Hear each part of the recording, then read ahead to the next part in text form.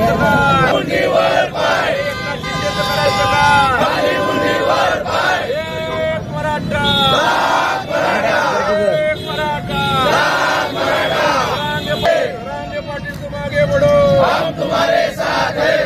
जीतेंगे जीतेंगे हम सब लड़ेंगे, जीतेंगे हम सब लड़ेंगे. कोण म्हणतंय जयत नाही घेतल्याशिवाय राहत नाही. कोण म्हणतंय जयत नाही घेतल्याशिवाय राहत मराठा. तरंगबाजी तुम आगे बढ़ो, हम तुम्हारे साथ हैं. तरंगबाजी तुम आगे बढ़ो, हम तुम्हारे साथ हैं. एक मराठा, एक मराठा, एक मराठा, मुंडीवर पाय. एक मराठा,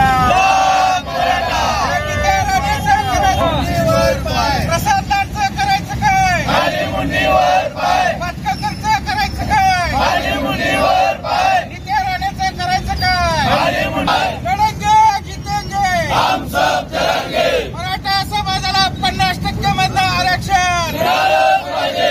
50% मधून आरक्षण मिळालं पाहिजे.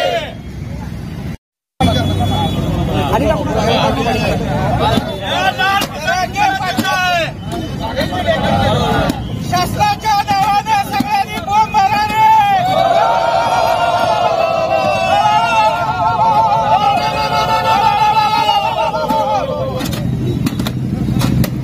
लड़ेंगे जीतेंगे हम सब लड़ेंगे. लड़ेंगे जीतेंगे.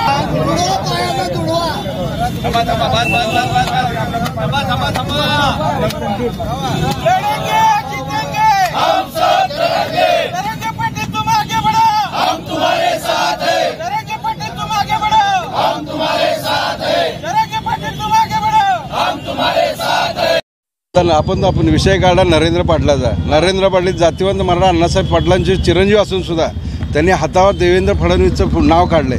त्यांना लाज वाटली पाहिजे की आपण जातीवंत मराठा असताना आपण देवेंद्र फडणवीसचा नाव कॅटो कसा काढायला पाहिजे. तर आमची विनंती आहे की या सरकारला आमचं आग्रहाची मागणी आहे की आमची जी मागणी कुणबीची होती आणि सगळे सोयऱ्याचा अध्यादेश काढायचं, ही मागणी आम्ही लावून धरणार आहे. त्याशिवाय आम्ही मागं हटणार नाही. आम्ही कुणबी आहेत, आमच्याजवळ 57 लाख नोंदी मिळालेत. त्याप्रमाणे आम्हाला सर्टिफिकेट कुणबीचं मिळालंच पाहिजे. आमची दुसरी काही मागणी नाही. 10% वरचं आरक्षण हे मिळत नाही, कोर्टात टिकत नाही हे आम्हाला माहिती असून पण मराठा समाजाची दिशाभूल करण्याचं काम हे मुख्यमंत्रीसुद्धा करायचं. त्यांनी छत्रपती शिवाजी महाराज शपथ खाल्ली आणि खोटं बोलले की तुम्हाला कुणबीच्या प्रमाणपत्राप्रमाणे सर्वांना आरक्षण देऊ आणि सगळे सोगरेचा अध्यादेशसुद्धा काढू. पण हे सर्व छत्रपती शिवाजी महाराजांची शपथ खाणारे मुख्यमंत्री असतील, त्यांचं मंत्रिमंडळ असतील, त्याला मराठा समाजाची ताकद निवडणुकीत दाखवून देईल.